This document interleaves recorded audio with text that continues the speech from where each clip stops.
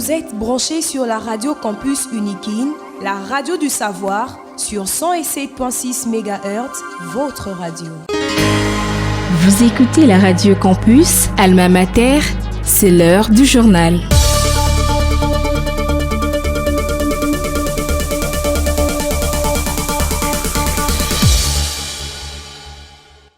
Merci de rester fidèle à votre radio campus Alma Mater. Nous émettons sur la 107.6 MHz. Au sommaire de ce journal, le président de la République Félix-Antoine Tshisekedi Tshilombo a réussi à la Cité de l'Union africaine, Marc Pesten, envoyé spécial du Royaume de Belgique pour la région des Grands Lacs.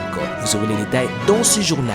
Assainissement de la ville de Kinshasa, le Pays-Bas va apporter son expérience dans la gestion des déchets. Vous aurez les détails dans ce journal.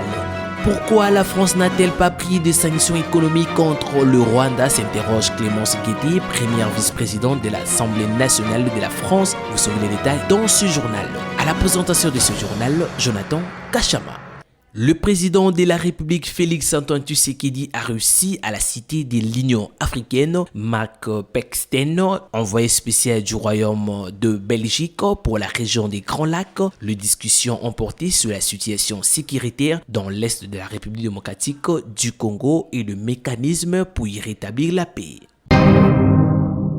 Angèle Samira, ambassadrice de Pays-Bas en République démocratique du Congo, a conduit une délégation d'experts en assainissement auprès du gouverneur Daniel Bumba pour lui annoncer leur volonté de faire bénéficier la capitale de leur expérience. L'objectif de mieux collecter et évacuer le déchet, l'ambassadrice affirme qu'un accent particulier sera mis par ces experts sur le processus de valorisation des déchets basé sur le partenariat avec le secteur privé. On l'écoute. Monsieur le gouverneur, dans la lutte contre les déchets, il nous a donné une vision très très claire, mais aussi très pratique. Monsieur le gouverneur aime les actions, il veut voir les résultats. Ce qu'on peut ajouter, c'est vraiment le rôle du secteur privé. On pense vraiment que ce secteur a un rôle clé à jouer à Kinshasa, comme ils le font partout au monde dans l'assainissement.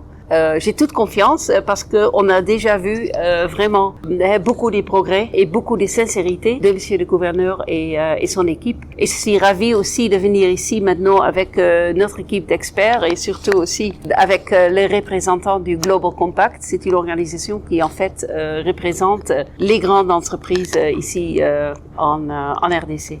Les déchets sont aussi une manière de gagner d'argent. C'est pas nécessairement un service du gouvernement, mais ça peut vraiment être un concept gagnant-gagnant. Face à cette collaboration, le gouverneur Daniel Bumba s'est dit satisfait. On l'écoute, le gouverneur Daniel Bumba. J'ai félicité et continue à encourager l'ambassadrice qui ne cesse de nous accompagner dans ce grand combat d'assainissement de la ville de Kinshasa. Vous nous avez vu dernièrement à l'occasion de la journée Cleaning Up où nous avons balayé la ville sur le tronçon de Sosimat jusqu'à la gare centrale pour justement sensibiliser les Kinois et les Kinoises à s'impliquer davantage sur cette question qui nous gangrène. En fait, aujourd'hui, nous devons comprendre que parmi les problématiques, les défis que nous avons dans notre ville, l'assainissement vient en avant-plan. Alors la délégation qui accompagne l'ambassadrice, les experts, aussi bien l'UN Global qui constitue une plateforme qui réunit les privés, c'est été mis en place pour nous accompagner à performer nos politiques, surtout nos actions en termes d'assainissement et ouvrir un angle très important du secteur privé parce que nous pensons que nos solutions sont aussi des solutions qui seront locales. Alors il va falloir qu'il y ait une implication du secteur privé pour que l'activité s'efface en vitesse.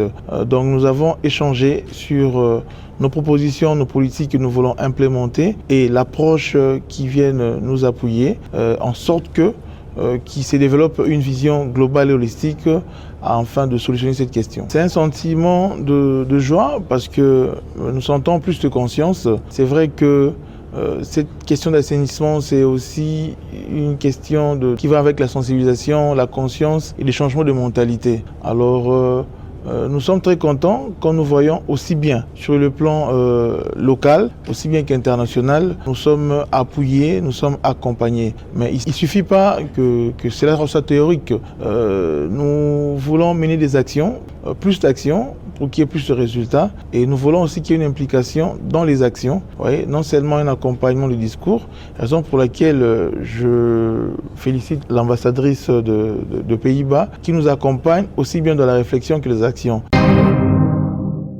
Guerre d'agression en République démocratique du Congo, pourquoi la France n'a-t-elle pas pris de sanctions économiques contre le Rwanda, s'interroge Clémence Guetty, première vice-présidente de l'Assemblée nationale de la France. À ce sujet, on écoute le député Clémence Guetty. Chers collègues, ma question s'adresse à Monsieur le Premier ministre. En République démocratique du Congo, 30 ans de vie brisée et des millions de morts. Depuis la Seconde Guerre mondiale, jamais un conflit n'a été aussi meurtrier. Le M23, milice appuyée par l'armée rwandaise, poursuit chaque jour son offensive et chaque jour donc en RDC, des enfants sont exécutés, des femmes sont violées et des êtres humains sont torturés. Le pillage du Congo l'a transformé en cimetière. La Commission européenne, complice, a signé l'an dernier un accord pour faciliter l'importation de minerais rwandais. Mais la majorité de ce minerai, Monsieur le Premier ministre, elle vient de l'Est du pays voisin. Le coltan, l'étain, le cobalt, le tungstène, tous ces minerais ont l'odeur du sang. Il faut un embargo pour que cessent les dividendes de la mort et pour que cessent les aventures criminelles de Total et des autres multinationales engagées là-bas. Aujourd'hui, je salue les artistes qui sont mobilisés avec Solidarité Congo. Je salue aussi les citoyens, les supporters qui refusent que se poursuive le partenariat entre le Paris Saint-Germain et le Rwanda, alors qu'il s'est affiché encore hier soir sur toutes les télévisions du monde. Mais la réaction de la France, elle, n'est pas à la hauteur. Les condamnations que vous faites par voie de communiqué aujourd'hui ne suffisent plus et nous voulons rappeler cette évidence. L'action de notre pays en faveur de la paix et du droit international ne doit pas être à géométrie variable. En RDC, comme partout, les criminels de guerre doivent être poursuivis et jugés. En RDC, comme partout, les frontières doivent être respectées. Patrice Lumumba a écrit « Nous ne sommes pas seuls. L'Afrique, l'Asie, les peuples libres de tous les coins du monde se trouveront toujours aux côtés de millions de Congolais qui n'abandonneront pas la lutte tant qu'il y aura des colonisateurs et des mercenaires dans ce pays. » Monsieur le Premier ministre, pour être aux côtés des Congolais, la France doit agir. Pourquoi n'a-t-elle toujours pas convoqué l'ambassadeur du Rwanda comme l'ont fait les pays voisins? Pourquoi n'avez-vous pas pris de sanctions économiques contre le Rwanda comme nous vous l'avons demandé il y a plus d'un an maintenant? Le 12 mars de chaque année, le monde célèbre la journée internationale contre la censure sur Internet. Cette journée de la liberté sur Internet est tout d'abord destinée à dénoncer la cybercensure dans le monde. Le professeur Eddy Kimba de la faculté de sciences et technologies, département de mathématiques et informatique, il explique le sens de cette journée. On l'écoute au micro de Jean-Paul Mbouya. La journée mondiale contre la censure sur Internet. D'abord, la censure, ce sont les limitations de l'information disponible par l'intermédiaire du réseau. La censure sur Internet. Donc, on veut limiter l'accès à l'information. Et cette journée, c'est une journée qui est bienvenue puisque elle veut établir une lutte contre cette censure. Donc, pour que les gens puissent bénéficier de toutes les libertés qui se trouvent sur Internet, bien sûr, sous le contrôle de l'État. Donc, c'est une journée qui est très importante pour tout le monde, pas seulement pour ceux qui font l'informatique, mais pour tout le monde, puisque l'Internet, c'est la meilleure expression ou la vraie expression de notre liberté, de notre démocratie. Alors, s'il y a des limitations à l'information ou à l'accès à l'Internet, cela préjudicie gravement notre liberté. Alors, cette journée est vraiment la bienvenue, elle nous inspire, puisque ça va permettre aux gens d'accéder à toutes les ressources qui se trouvent sur l'Internet. Bien que l'Internet nous donne la liberté, mais notre liberté doit avoir une certaine limite pour ne pas nuire aux libertés des autres. C'est-à-dire, il faut que l'information soit traitée, soit analysée, soit vérifiable avant de placer ça sur Internet. Donc, il faut quand même un certain encadrement, mais pas une censure dans le sens strict du terme. Alors, quels sont les mécanismes qui existent pour encadrer justement la circulation de l'information? Bon, comme je le disais, je pense que c'est dans chaque pays, il y a des organes qui régulent la circulation de l'information sur Internet. Donc, il y a des organes accrédités, habilités à faire ce travail. Et je pense que ces organes doivent travailler selon le limite de ce que la loi leur autorise de faire. Donc, de ne pas abuser pour nuire aux libertés et de l'autre côté, de contrôler pour que les libertés ne puissent pas nuire aussi à d'autres personnes. Donc, je crois, ce que je peux dire, c'est en fonction de chaque pays, il y a des organes habilités à faire ce travail. Vous l'avez compris, c'est la fin de ce journal présenté par Jonathan Kachama. Je vous rappelle le principal titre. Le président de la République Félix-Antoine Tshisekedi a reçu à la Cité de l'Union africaine Mark Paxton, envoyé spécial du Royaume de Belgique pour la région des Grands Lacs. Vous avez suivi les détails dans ce journal. Assainissement de la ville de Kinshasa, le Pays-Bas va apporter son expérience dans la gestion des déchets. Vous avez suivi les détails dans ce journal.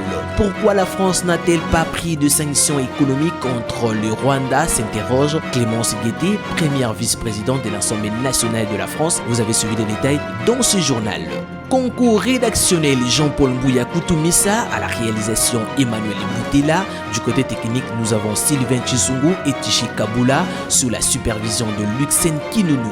L'actualité reste en continu sur la Radio Campus et sur notre site internet www.inikin.ac.cd.